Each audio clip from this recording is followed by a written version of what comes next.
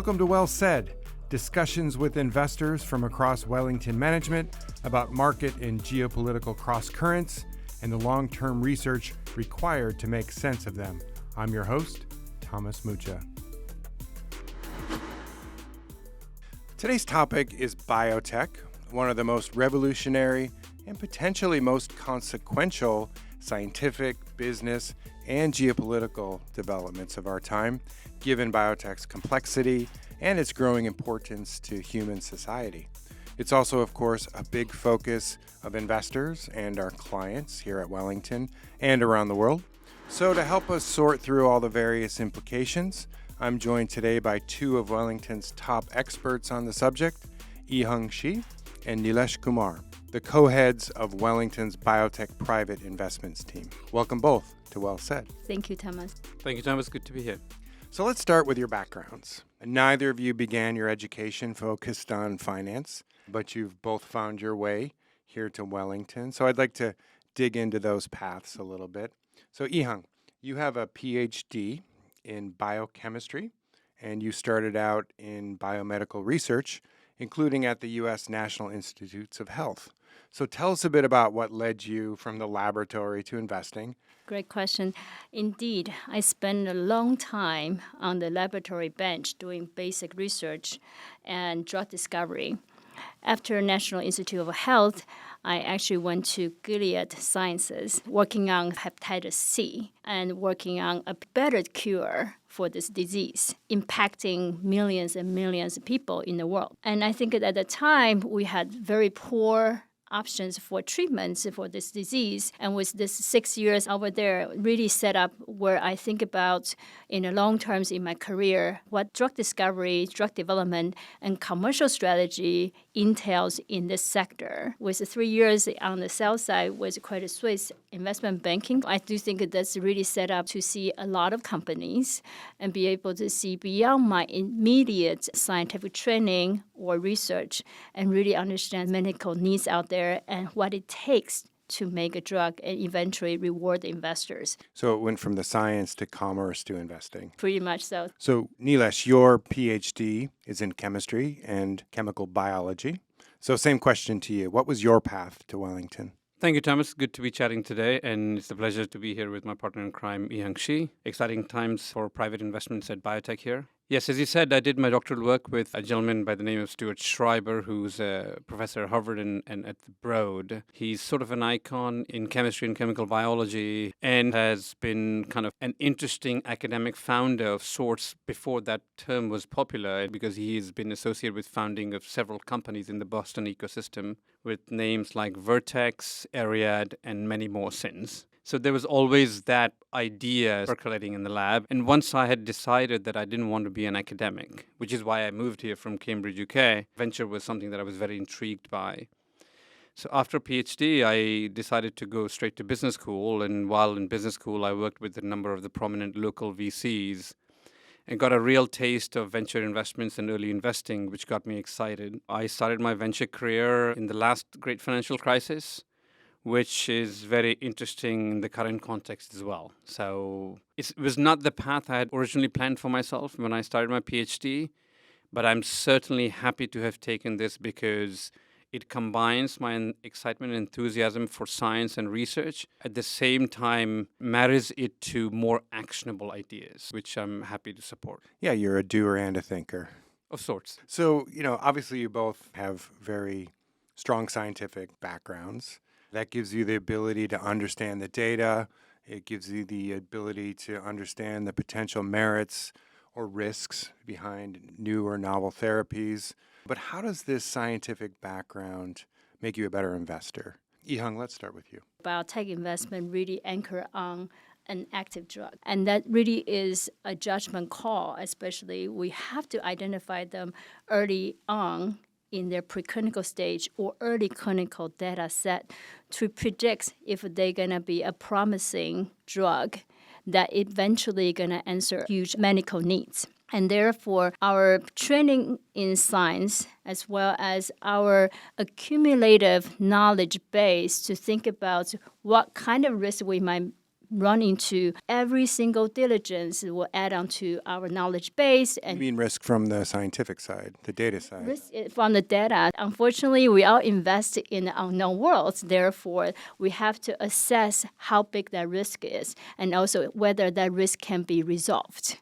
And that scientific training, especially where we invest, most of the times the private investment happens in the preclinical stage or early clinical stage, really based on the data set. Of course, management team as well as evaluation, they're equally important, but scientific training really affects our first part. You got to get the science right before you even move on to the business aspect. Pretty much so. Nilesh, anything to add to that?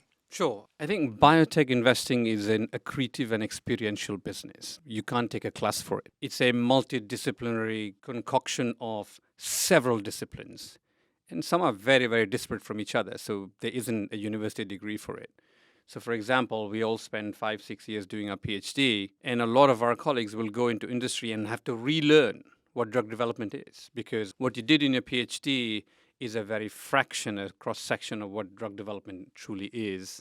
I was fortunate enough to have worked with and learned from great folks in the industry, having been a private investor for 15 plus years, being on boards of these companies, being involved in sort of the intimate discussions about programs and on the scientific committees, and learning from the different aspects that are needed to be solved as you take the drugs towards man and beyond. Those things matter. So in the proportion of sort of scientific knowledge base, you accrue that over time as an investor, not really during your undergraduate and PhD degrees, whether it's preclinical discovery, clinical development, regulatory risk, and beyond. And these are things that you learn on the job. Great. Okay. So let's shift gears to discuss the private biotech market in more detail. Nilesh, let me start with you here. And the capital raised for biotech startups over the past few years is, in a word, staggering. Now, deal activity has slowed as the pandemic has abated. But when you look ahead in this industry, what do you see in terms of deals, in terms of valuations? What are the trends that you're paying attention to? Sure. Great question. And staggering is the word. I just did a rough math before this. I think if you add the sum of venture dollars raised over the last 4 years, they dwarf by a multiple fold over what has been raised over the last decade. So the system has raised a lot of money. It certainly shows the extent of interest and excitement in the space, and certainly has helped by the frothiness of the market. Biotech companies raised at breakneck speed, and that helped a lot of earlier stage companies raise a lot of capital and have gone out and been public, and we are dealing with the fallout of big effects on macro, changes in interest rates, and a number of other things that have impacted bank failures and so on and so forth. A correction was needed, and like all corrections, it's very hard to titrate what is the right amount of correction. And it is this dislocation that helps create opportunities. So what do we see as we look into the future? Again, as I said, I started my career in the last financial crisis, and this feels a little bit like home, meaning I think valuations are coming down and have come down. And they have come down to represent the underlying risk. Because frankly, what happened in the last 3-4 years is I think the market lost its rigor in pricing preclinical risk. It's as if somehow the risk of drug development had fundamentally shifted beyond certain pockets. That is not known to be the case, and not in my estimate. So I think what we will continue to see is I think good companies will get financed, but the valuations will reflect the underlying risk. I think companies that have gone up and raised money and have not delivered on their pipeline will struggle to finance. The other sort of nuance of this, from what we have seen over the last 3 years, there's been a proliferation of first-time management teams. They have not been through this kind of thing before. Yeah, they're first-time managers. And they've raised a lot of capital. And there was I think profligacy is the word, on pipeline, where I think there was not enough focus and capital efficiency. That's going to return, which bodes well for this cohort of companies, I think. Ihung, from your perspective now, what makes biotech and life sciences among the most dynamic areas to invest in today? Yeah, you're totally right, Thomas. Biotech is not a cyclic sector. And because the perennial drivers for this field is our inspiration and our desire to live healthier and longer. We are very excited in the recent years of certain approvals and phase 3 data sets really to address medical needs in big categories. What I'm talking about is Alzheimer. We have the first drug approved. May not be the best, we have more to come. Second, triple-negative breast cancer. We have at least 2 drugs can really address this subset of breast cancer, which has not been efficiently managed and treated. And of course, a lot of attention is drawn to obesity. We know this is endemic, that our society, modern society, especially in the United States, we have suffered in obesity as a category. Now we do have some safe and efficacious drugs that can address that. And the last but not the least, we just went through a pandemic, and as sectors, we can answer and be able to help the human tribes. But on top of it, this is investment areas that we know that when there is a problem in healthcare, there's a disease, there's always great innovation behind it to be able to solve it. So I think that from the disease areas, those are the big trends that we are seeing of late. But on the innovation side, what drives this? In the past decades or so, we have seen such explosion of innovation. The accelerated pace of innovation includes like gene editing. And we have the computing power that we never seen before that enables a lot of technologies, especially on the structural characterization, such as cryo-EM, we didn't have before. And we have other shiny tools like machine learning to help us to understand the complex biological processes.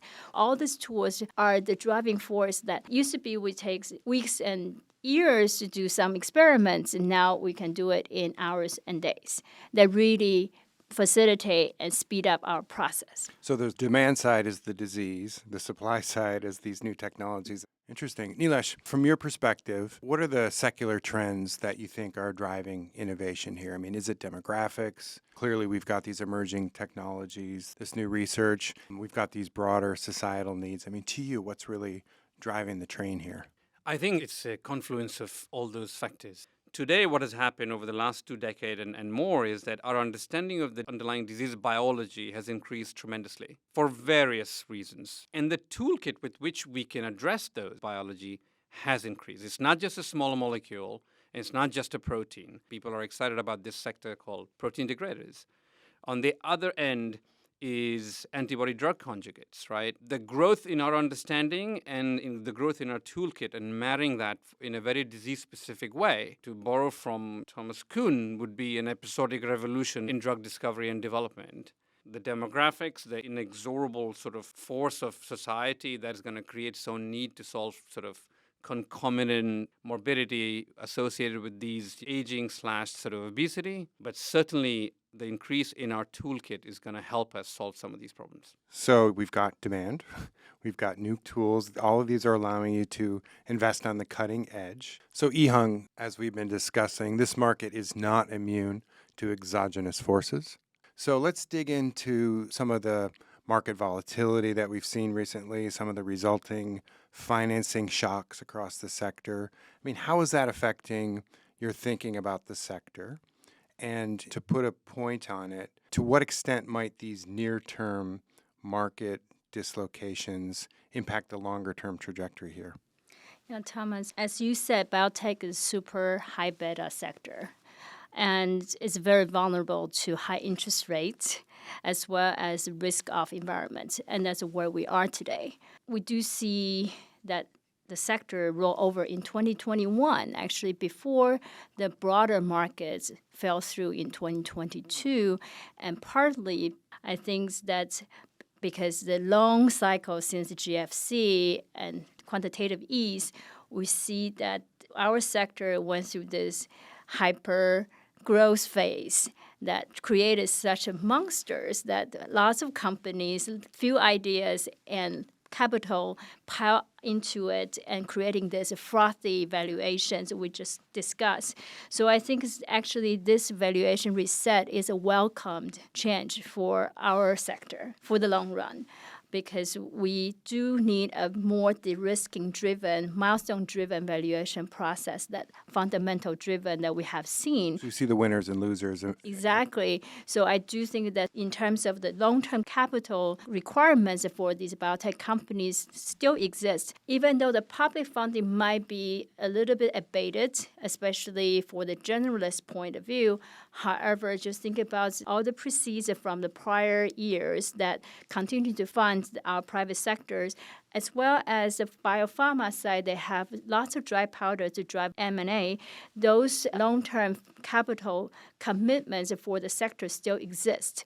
So what I think this recent valuation reset or the credit crunch that we saw from SVB, that would be very short-term and probably more on the bifurcated investment environment, that certain companies are probably really going to run out of the funding. However, the high-quality ones, they're going to continue to attract capitals. So short-term pain leads to long-term gains for these specific Absolutely. winners, right? And I do think it's important to know is that market continue to reward those de-risking milestones. When we see good clinical data, when we see M&As continue to write that kind of premiums, I think this is actually all comforting factors that our investment environment still function properly. So on a related note, let's break this into two here. How does today's, let's call it regulatory environment, complicate the private investment landscape?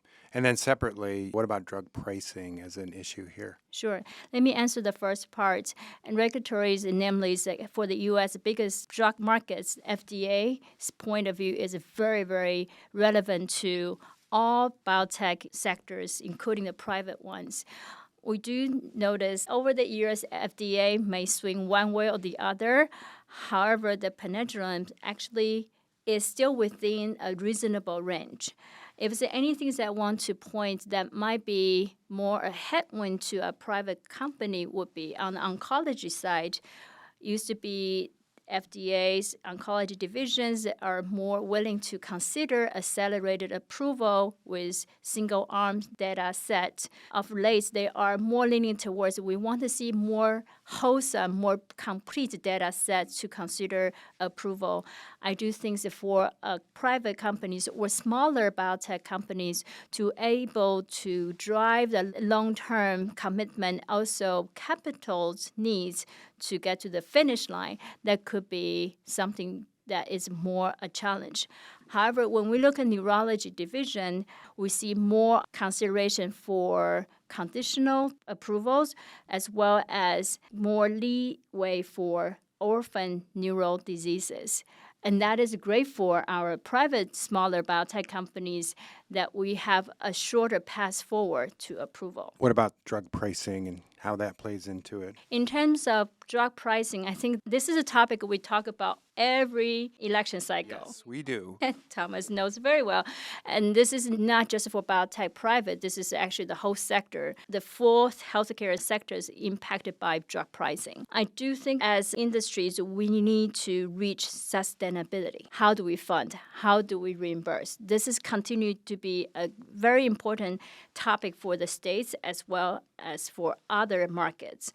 I do think that especially for private biotech, we continue to see all this pricing discussion doesn't preclude innovation.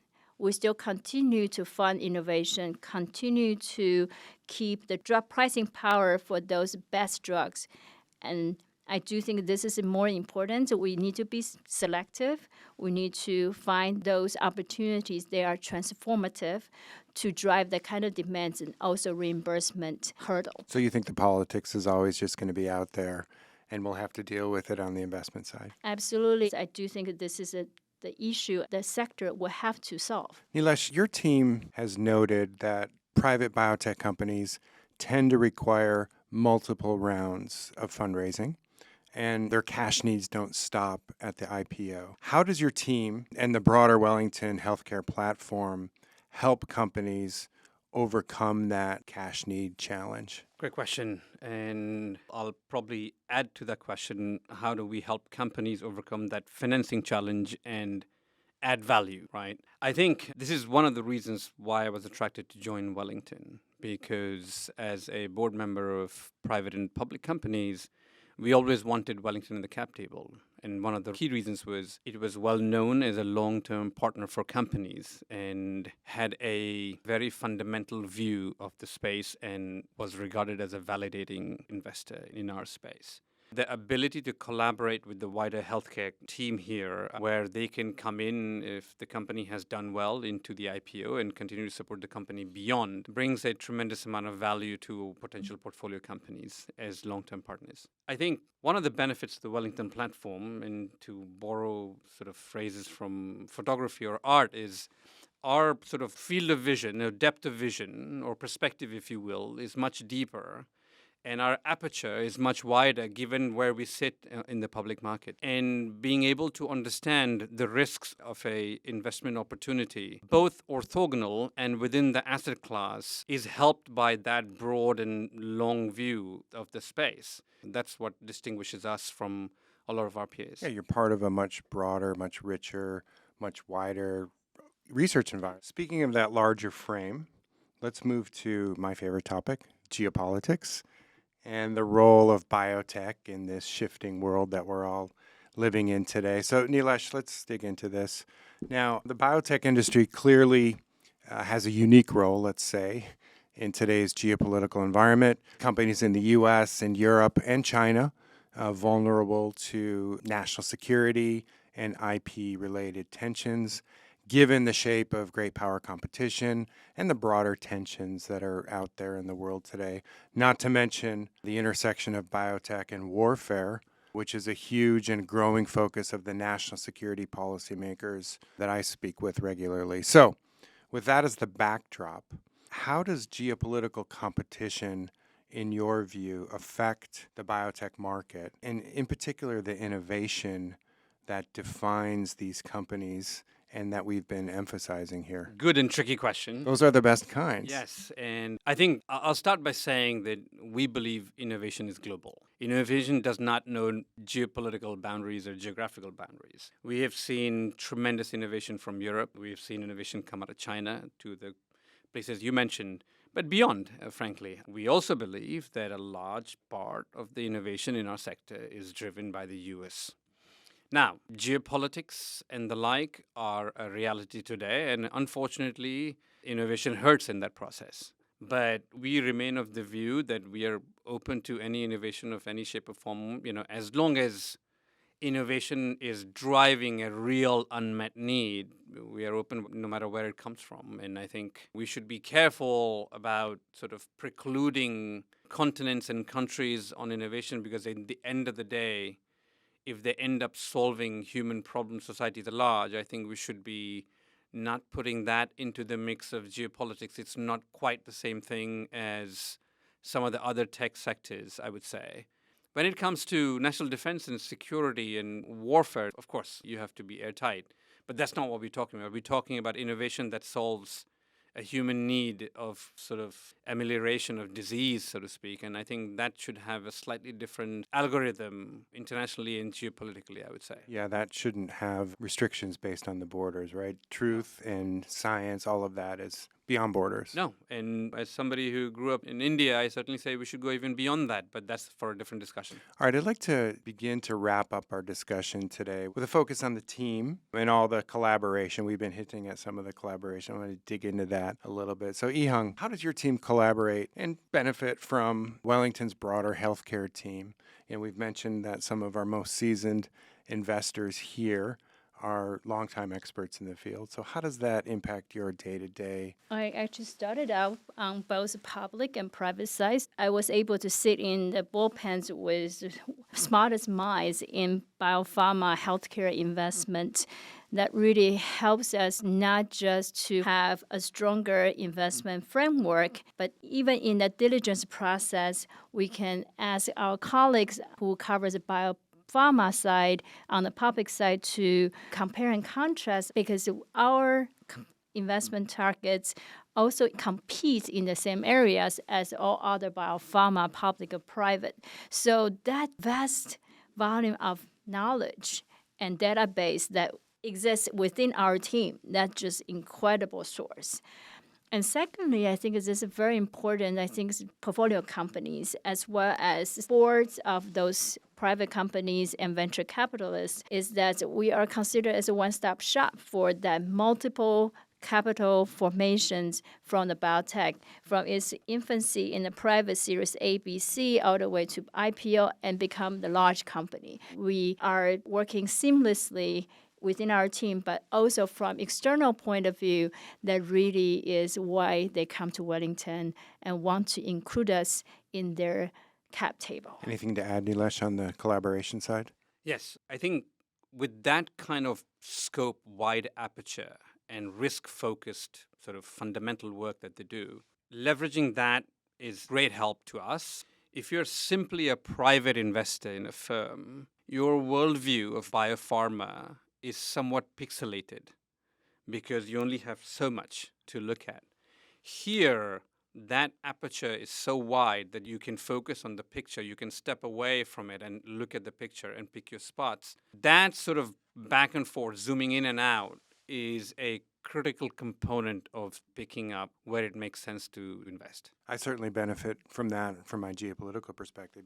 Even just having the access to experts like you in this one area informs my own thinking about how policymakers are thinking about the national security aspect of this or the policy implications of that. So I feel that too. All right, Ihung, last but not least, I do want to get a little bit into ESG and this overlap with bioethics. There are many thorny ethical ramifications associated with some of today's most exciting innovations here. You mentioned a few of them: cell therapy to gene editing to AI, all sorts of buzzwords out there. How do you think about these issues in terms of ESG at the company and industry level? I think this is definitely an area that's continuing to evolve and is budding. And I would say that especially for Wellington private investment platform, we are very lucky. We really put this as one of our focus area. And that's where we stand out and differentiated from our colleagues.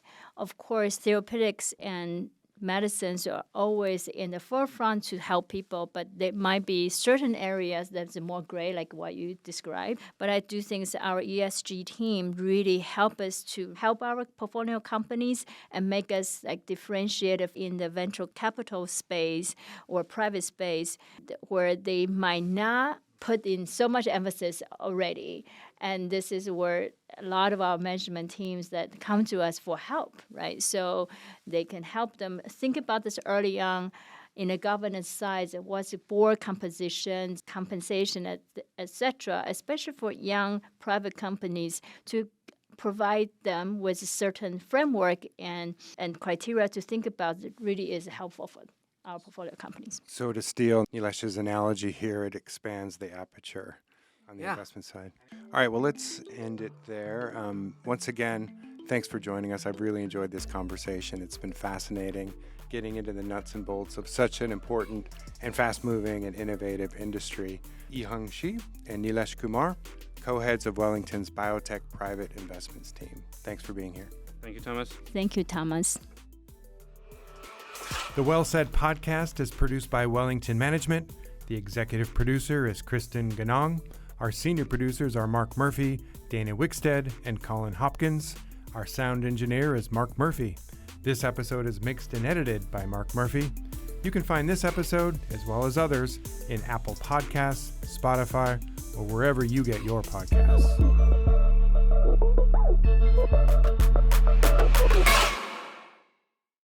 All investing involves risk, including the potential loss of principal. Past results are not a reliable indicator of future results. Forward-looking statements should not be considered as guarantees or prediction of future events. This material was current as of the publication date. Wellington assumes no duty to update the content in the event that the information changes. This commentary is provided for informational purposes only. It is not research that is required to be prepared in accordance with legal requirements designed to promote the independence of investment research. and it is not subject to any prohibition on dealing ahead of the dissemination of investment research. It should not be viewed as current or past recommendation and is not intended to constitute investment advice or an offer to sell or the solicitation of an offer to purchase any securities. It does not take into account the investment objectives, financial situation, or needs of any particular person. Wellington Management does not provide legal, tax, or accounting advice. The views expressed are those of the speaker and may not reflect the views of others at Wellington.